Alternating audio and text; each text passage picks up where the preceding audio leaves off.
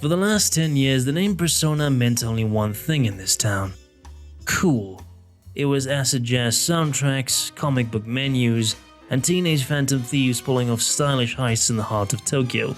It was a vibe so potent it practically rewrote the rules of modern JRPG. Persona 5 wasn't just a game, it was a cultural phenomenon that cemented Atlus as the undisputed kings of highly stylized aesthetics. It's the reason why I spent most of my youth studying graphic design, hoping to capture a fraction of that lightning in a bottle. Spoiler alert, sweetheart, I didn't catch it. I'm just a hack with a busted keyboard and a long history of bad decisions. But then the teaser for Persona 6 dropped, and the music stopped too. The jazz is dead. The bright, rebellious pop art red is nowhere to be found. Instead, we got a rain-soaked symmetry, an abstract silhouette stitched together from a collage of mismatched faces, and a shade of green that looks less like a lime slushy and more like toxic sludge. At first glance, you'd think Atlus was actually trying to pivot and become the next Resident Evil. Now, I've been around the block and I know Persona 5's initial trailer was also cryptic and grim, but this time the devs at Atlus are giving us a bit more to chew on. If you know the series like I do, you know they aren't abandoning identity. In fact, they're going back. They're dragging Persona back into the graveyard it was born. They're swinging hard into the occult, and despite my better judgment, I'm hooked. So while we wait for the Persona 4 gameplay blowout, pull up a chair, my friend. Pour yourself something strong, something that burns on the way down, because I'm going to be overly speculative, hopelessly optimistic, and unfairly biased about where Persona 6 is going. And look, I'm not going to touch any of those leaks floating around the internet. It's just disrespectful to the devs who actually bust their asses to build this thing, and frankly, I have zero interest in getting a cease and desist from Sega. So, everything I'm going to speculate about here is strictly based off the official teaser trailer. No rumors, no data mines, just the footage they actually gave us. Let's jam.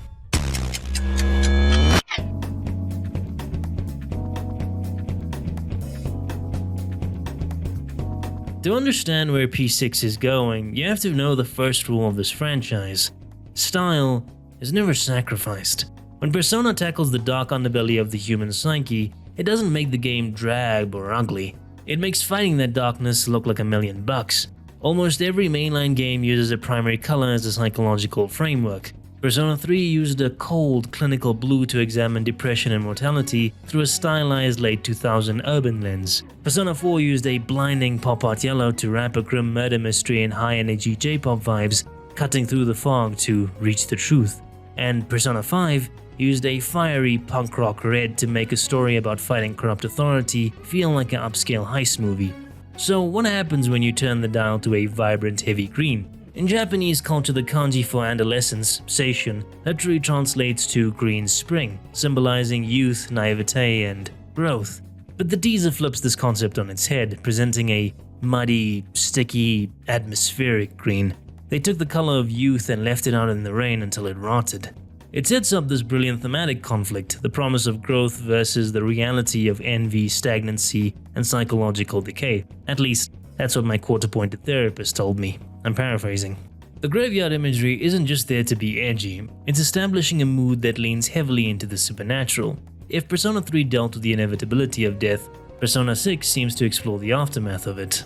Grief, deep-seated regret, and coping with things that are already lost and buried. Quite literally. The official description explicitly highlights strange rumors, unsettling urban legends, and occult incidents. And for the historians of the series, this sounds like a callback to the classic era, specifically Persona 2 Innocent Sin, where rumors spread by the public literally manifested into reality, physically altering the world and creating monsters. It's a setting that calls back to the game's Shin Megami Tensei lineage, where humanity's collective unconscious thoughts actually birth cosmic terrors. And this is where it starts to get fun, because Atlus is revisiting this classic occult setting, but applying the style and pizzazz they mastered in their recent entries. You can definitely expect hunting down ghosts and creeping through graveyards to look undeniably and dangerously cool thanks to this game.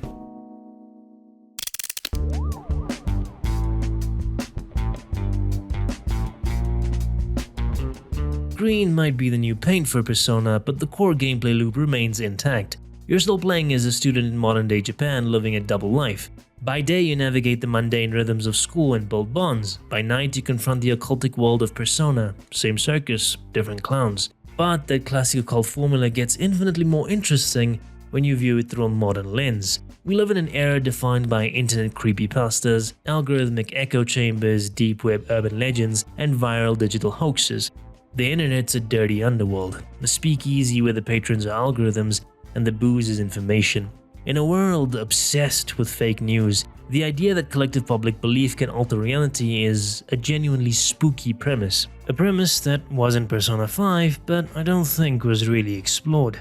The internet can dream up of some truly messed up stuff before breakfast, and having to face monsters born from an underground occult forum seems incredibly ripe for the Persona series. This gives the game a structural setup heavily reminiscent of early seasons of Supernatural or Mob Psycho 100. Instead of just hunting down a specific corrupt politician or a criminal mastermind of a long drawn-out arc, your objectives are born from local anomalies. You're hunting down urban legends that have taken physical, dangerous forms. It feels like Persona 5's Memento's request, but with a bit more flesh. This brings us to the main crew. Now, don't expect another squad of world-famous phantom thieves sipping coffee in the attic. I think this time around Atlus will dial it back to a high school occult research club or a localized paranormal investigation squad, much closer to the Persona 4 dynamic. Honestly, I'd be a sucker for a cozy group of people with a Scooby Doo dynamic warped through an anime lens. I'd love for this cast to be a group of eccentric, slightly isolated students who form this investigative club to dig into local anomalies. I mean, instead of being sleek revolutionaries, the protagonist's double life is just being highly stressed members of a paranormal school club. If you think about it, the gameplay loop practically writes itself. By day, you hit the pavement, you interview witnesses, you track down rumors in neighborhood forums, library archives, school hallways, mapping out eerie urban legends. And by night, you and your crew step directly into hot zones where those legends are actively breaking reality apart, using your personas to kick ass and put the supernatural to rest. It anchors weird and wonderful to ordinary school club mechanics, which is precisely what Persona is known for. And I think with this more down-back approach, the crew can feel like a tight-knit family of investigators looking out for their town, blending cozy camaraderie with genuine spooky stakes. And let's not even get into the presentation. Imagine just how hard Shoji Meguro would go with a spooky occult acid jazz track, or how many horror and paranormal references they could weave into the UI. It makes a cynical old hack like me genuinely excited.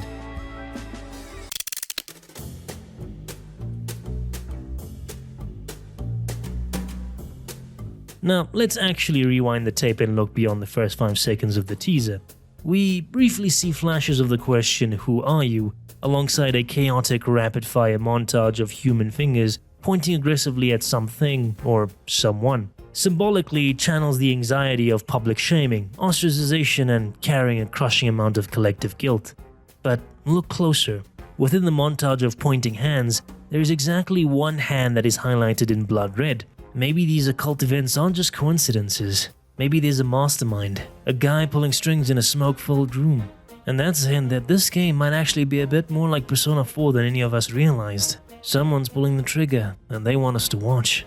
Then there's the shot of an abstract silhouette covered entirely in a collage of mismatched human eyes, noses, and mouths. I suspect this might be an inversion of Persona 5's core motif. If Persona 5 was about wearing a stylized mask to hide your identity from a corrupt society, Persona 6 appears to be about a shattered identity, anonymity, feeling like a faceless face in a massive crowd, losing yourself to the noise of a collective public, and trying to figure out who you truly are when the rest of the world is pointing the finger at you.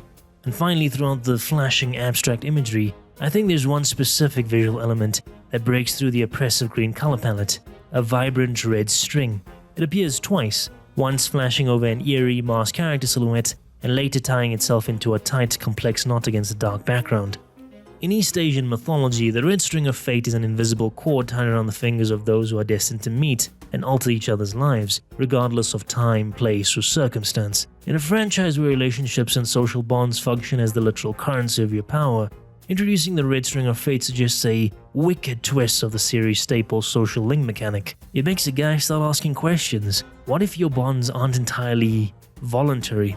What if the members of this occult club are bound by a shared curse, or an inescapable urban legend they accidentally uncovered?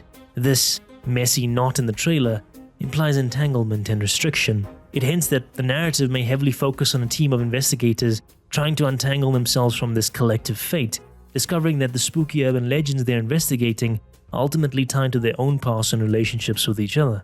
It makes perfect sense to me, as the most important part of a Persona game is always the party, so using the red string of fate in this way to explore this new dynamic feels brilliantly thought out.